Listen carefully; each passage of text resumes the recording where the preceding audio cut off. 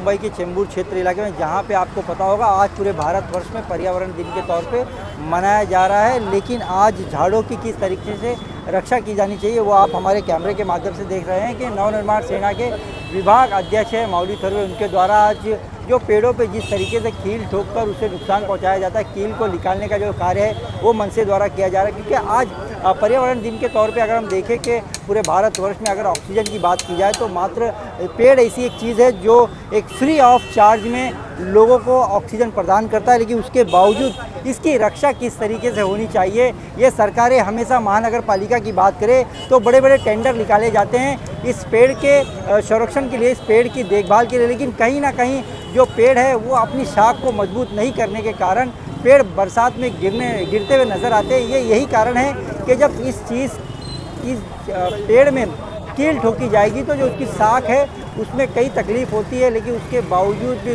लोग पर्यावरण को बचाने की कोशिश नहीं कर रहे हैं। आज आप देख सकते हैं हमारे कैमरे के माध्यम से जो माउली थोरवे है, विभाग अध्यक्ष हैं मनसे के, वो इस कार्य को कर रहे हैं। अमित ठाकरे के आदेश के अनुसार महाराष्ट्र नवनिर्माण सेना ने ये बीड़ा उठाया कि पेड़ों की किस तरीके से सुरक्षा की जाए। आप हमारे कैमरे के माध्यम उस कील को निकालने में कितनी मशक्क़त करनी पड़ रही है आप देख सकते हैं कि वो कील हमें तो ऐसा लग रहा है तकरीबन 3 से 4 इंच की वो कील हो सकती है जिसे ठोका गया है।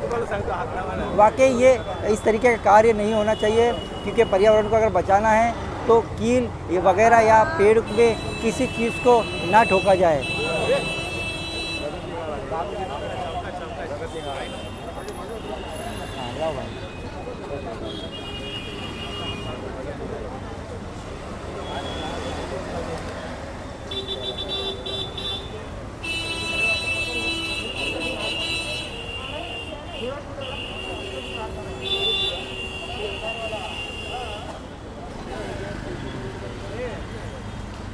प्लेन विज्युअल लिया ना? हाँ घेतलं ना सर, ती मला पाठवा ना जरा, त्याला पाठवतो प्रशांत।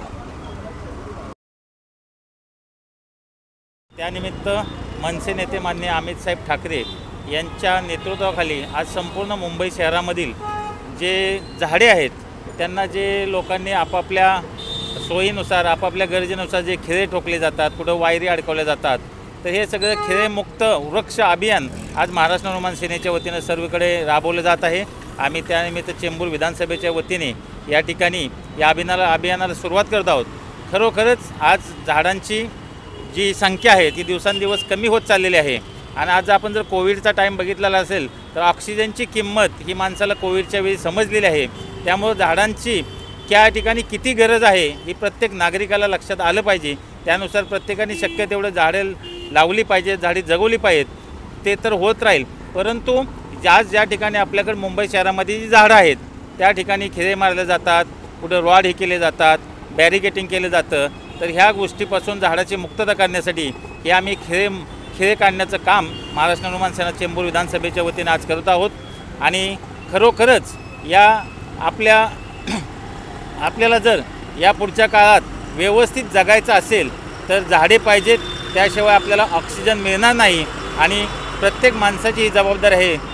त्यामुळे या अभियानामध्ये जास्तीत जास्त लोकांनी सहभाग घ्यावा आणि एक आपली जबाबदारी समजून याकडे पाहिलं जावं। एकंदरीत आपण बोलताय झाडे जगवा, झाडे हे करा, पण एकंदरीत झाडाची देखरेख होत नाही आहे। कितीतरी झाडं मोडकळीत आलेले आहेत, किती झाडं आज ज्या प्रकारे त्यांना वाढ भेटली पाहिजे ती झाडे वाढत नाही, खत पाणी भेटत नाही आहे, तर ही कुठेतरी निष्काळजीपणा कुठेतरी दिसतंय, ते त्याच्याबद्दल काय वाटतं? याकडे सरकारने सुद्धा लक्ष दिलं पाहिजे। आणि आपण इन्फ्रास्ट्रक्चर डेव्हलपमेंटच्या नावाखाली आज वृक्षांची इतक्या मोठ्या प्रमाणावर तोड होती, परंतु त्याचं पुनर्वसन केलं जात नाही। बिल्डर लोक ज्या ठिकाणी प्रोजेक्ट राबवतात त्या ठिकाणी असलेली झाडं तोडतात आणि आम्ही त्याचं परत रिप्लांटेशन करू म्हणतात, परंतु ही सगळी भ्रष्टाचारी यंत्रणा असल्यामुळे ती झाडं परत लावली जात नाहीत आणि अशाच पद्धतीने ही झाडांची संख्या ही कमी होत चाललेली आहे आणि हा नक्कीच पुढे जाऊन हा मोठा धोका आपल्याला निर्माण होऊ शकतो। झाडं तर लावलीच गेली पाहिजे, कारण आता आपल्याला ऑक्सिजन हे जे ग्लोबल वॉर्मिंग चाललेलं आहे त्याच्यात तुम्हाला कळत असेल की आज आपल्या कधीही पाऊस पडतो, कधी किती ऊन पडतं, तर हे झाडं लावलं त्याच्याने प्रकृतीला फायदाच होणार आहे आणि त्याच्याबरोबर माणसांना पण फायदा होतो।